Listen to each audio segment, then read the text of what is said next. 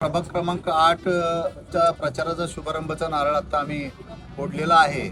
आज गेले मी 15 वर्ष राष्ट्रवादी काँग्रेसचा अधिकृत उमेदवार म्हणून आणि या प्रभागाचं 15 वर्ष मी प्रतिनिधित्व करतोय.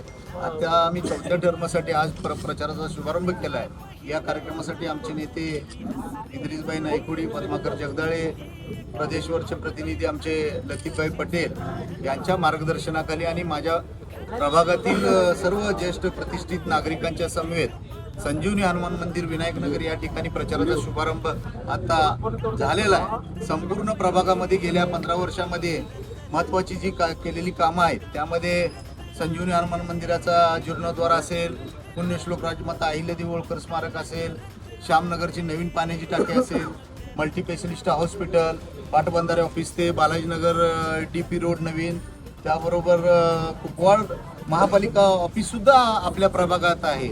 या सर्व मोठ्या कामांचा पाठपुरावा गेल्या 15 वर्षामध्ये केला आणि या नागरी सुविधा उभा करण्यामध्ये मला यश आलं.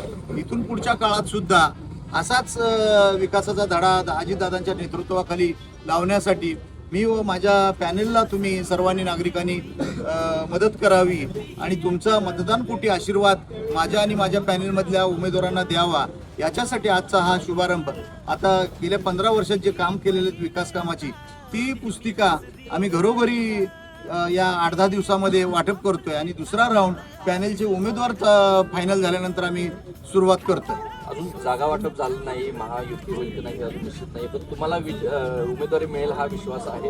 हो, मी गेली 15 वर्ष राष्ट्रवादी काँग्रेसचा नगरसेवक म्हणून काम करतोय. मला उमेदवारी मिळेल अशी आशा आहे आणि माझ्याबरोबर चांगले सहकारी अजितदादा आणि पक्षाचे नेते मंडळी देतील आणि त्यांना सगळ्यांना संघ घेऊन येणाऱ्या काळामध्ये पक्षाचं पॅनेल आणण्यासाठी मी ताकदीनं या जनसमुदायाच्या मार्गदर्शनाखाली उतरणार आहे.